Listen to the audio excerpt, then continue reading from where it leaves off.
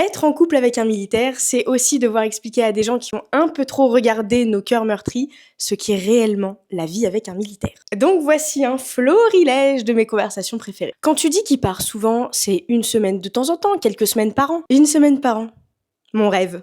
Votre histoire, c'est trop romantique, c'est comme dans les films. Ouais, ça dépend du point de vue. Si pour toi, romantique, c'est passer plus de 6 mois de l'année seul, ouais, alors c'est romantique, ouais. Les retrouvailles, ça doit être juste incroyable. Et ben là, on va casser un mythe, c'est pas toujours le cas. Parce que avant de le revoir, on stresse de se revoir, et qu'après qu'on se soit revu, eh ben il faut réapprendre à vivre ensemble.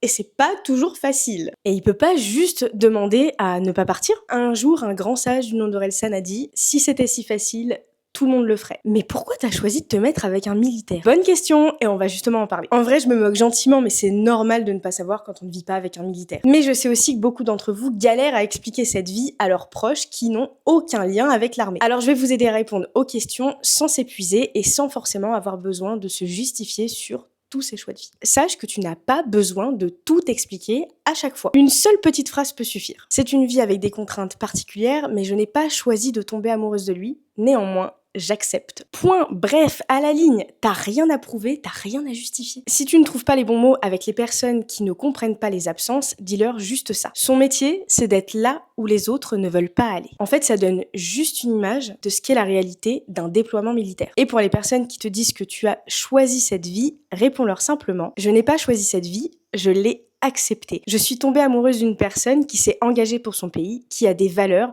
une mission, un engagement. Et son choix mérite d'être soutenu. Allez, sauvegarde cette vidéo pour ta prochaine conversation. Et vous, c'est quoi la phrase à laquelle vous avez du mal à répondre?